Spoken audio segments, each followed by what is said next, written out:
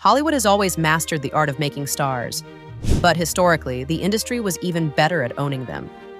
In this era, a contract was never just a simple agreement between two parties, as it functioned more like a legal architecture designed to extract maximum value from talent while keeping costs at a minimum. When this rigid structure finally failed to hold, the resulting collapse threatened to take the entire studio system down with it. We are looking at two specific moments when the machinery of the industry turned on itself, starting with a single clause that became a cage and ending with a production that nearly buried a studio. What if the contract you signed at 20 years old could legally own you for the rest of your career, and there was nothing you could do about it? The studio system didn't just control what films actors made, it controlled whether they were allowed to work at all. The clause that made this possible wasn't buried in the fine print, it was the entire point of the contract. To understand the battle Olivia de Havilland fought, you have to look at what a 7-year contract actually represented during the 1930s and 40s. While it might have looked like a standard employment deal on paper, the reality was that these documents were unilateral instruments of total control. The studio held every renewal option and dictated every role, but the most dangerous part of the agreement was a hidden mechanism that allowed the studio to stop the clock entirely. This suspension clause meant that if an actor turned down a role, the studio could immediately suspend them without pay and pause the calendar on their contract. Because the time spent under suspension did not count toward the 7-year limit, the studio's internal clock was the only one that mattered. If a performer refused enough mediocre parts, a standard 7-year commitment could easily stretch into a decade of enforced service with no end in sight. Olivia de Havilland was only 20 years old when she signed with Warner Brothers on April 14, 1936. Over the next 7 years, the studio repeatedly suspended her for rejecting roles she felt were beneath her abilities, as management assigned her parts simply to keep her working and generating revenue. By the time 1943 arrived, 7 full years had passed on the calendar. Yet Warner Brothers claimed she still owed them another 6 months because of the various suspensions they had imposed. The legal battle began when she sued for a declaratory judgment with the backing of the Screen Actors Guild, arguing that California law meant 7 calendar years rather than 7 years of approved service. During the long appeals process, Warner Brothers effectively blacklisted her, and no other studio would offer her work while the litigation remained active. This was not an abstract legal exercise, as she was essentially gambling her entire professional future on a single courtroom outcome. Warner Brothers didn't just fight her in court. They made sure no other studio in Hollywood would touch her while the case was still open. The ruling that came out of this case didn't just free one actress. It permanently dismantled the legal foundation the entire studio system was built on, and the studios knew exactly what was at stake, which is why they fought so hard to stop it. The California Court of Appeal eventually ruled unanimously in her favor in December of 1944, stating that suspension periods could not extend a contract beyond the 7-year mark. The court's language was clear and firm, declaring the studio's interpretation of the law to be wholly inoperable. This decision became known as the de Havilland Law, and it did far more than just free one actress from a predatory agreement. The ruling exposed the studio contract system as a legal mechanism designed to hold talent indefinitely, and this revelation accelerated the collapse of the old Hollywood power structure. It shifted leverage toward the talent for the first time in history and opened the door for the freelance careers we see today. However, this victory also proved that a contract only functions as a tool of control when it actually holds, and a decade later, another studio would learn what happens when a contract fails to contain a star. By 1960, 20th Century Fox found itself in a desperate financial position and needed a massive hit to stay afloat. The studio decided to chase the epic scale of Ben-Hur by greenlighting a production called Cleopatra, which they initially projected would cost about $2 million. The first major move they made was the casting, and that decision became the first domino to fall in a long line of disasters. Elizabeth Taylor named a price she was certain would end the conversation. Fox said yes, and that single decision set off a financial catastrophe that took a decade to fully measure. The clause that was supposed to secure the production was the same clause that guaranteed it would spiral out of control. No studio in Hollywood history had ever agreed to terms like these. Fox did it anyway. Elizabeth Taylor was the person they wanted for the lead role because she was the most commercially valuable actress in Hollywood at the time. She actually had no real interest in the project, so she named a price she thought would end the conversation immediately. Her terms were $1 million up front plus 10% of the gross profits, but Fox surprisingly accepted the deal. This meant that before a single scene was filmed, half of the entire projected budget had already been promised to one person's salary. That decision would have been expensive even on a perfect shoot, but the specific clauses in Taylor's contract meant any delay would make the financial damage much worse. Her deal included overtime escalators, which were provisions that triggered extra payments every time the production ran over its schedule.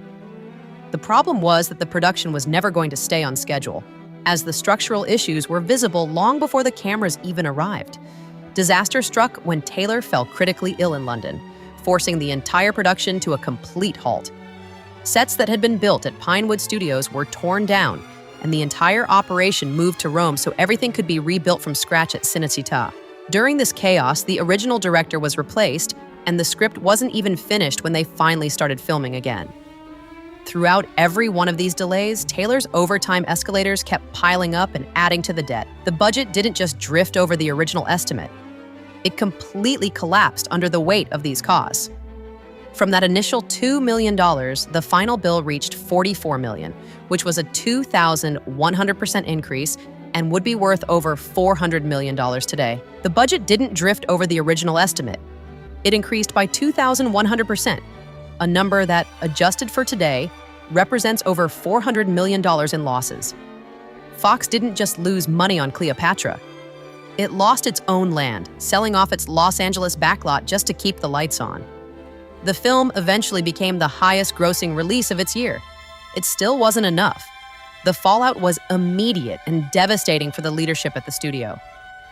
Fox president Spiros Skouras lost his job, and the company had to sell off its Los Angeles backlot to keep enough cash on hand to survive. That land eventually became what we know as Century City, but at the time, it was just a desperate fire sale. Production had to shut down for 6 months while the studio tried to figure out how to pay for the rest of the movie. Cleopatra actually ended up being the highest-grossing film of 1963, but that wasn't enough to save the books. It took a full decade after the release for the movie to be declared profitable in 1973.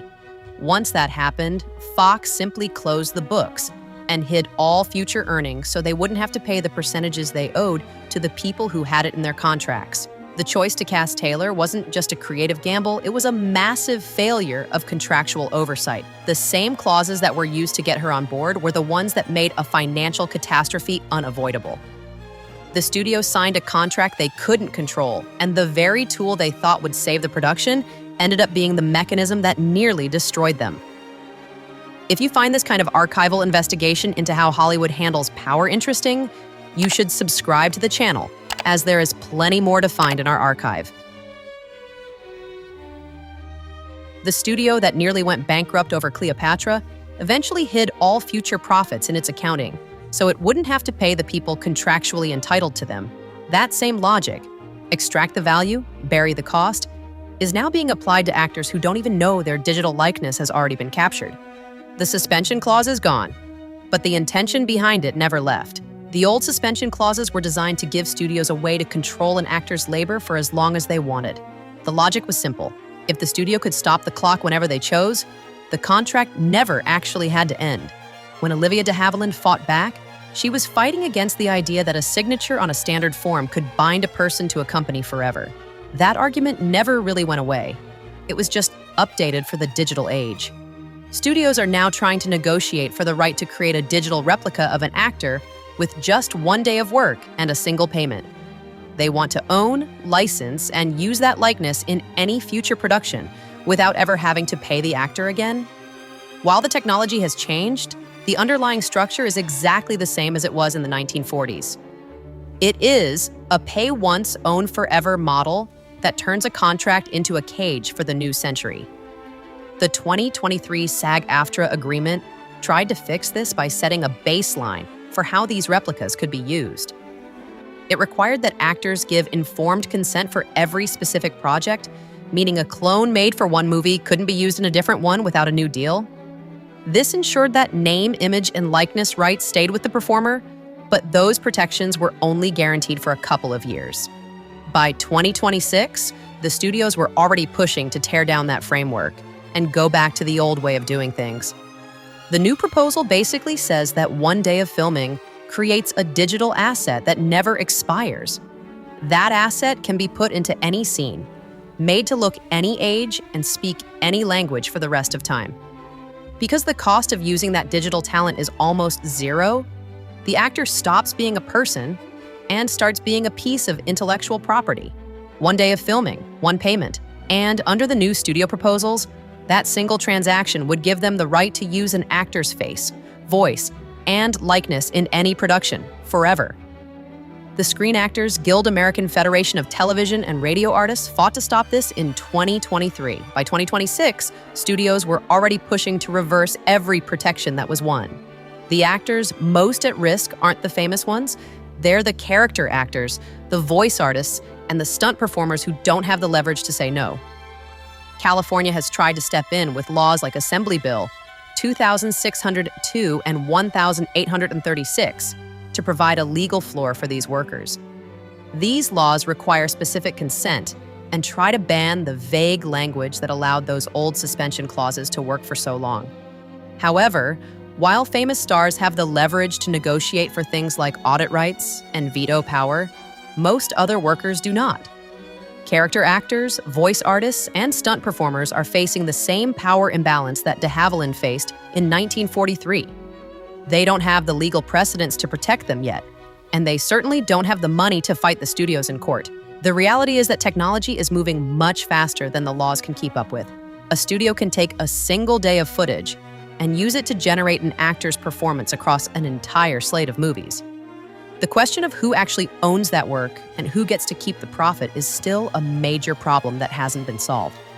The specific wording of the clauses might change over time, but the intent behind them remains exactly the same. The contract remains the primary weapon of control, even as the specific language evolves over time. Whether through suspension clauses or the modern pursuit of perpetual digital rights, the goal is always to extract value while burying the true cost in the fine print. Explore our full archive to see how this system was built and where it finally breaks.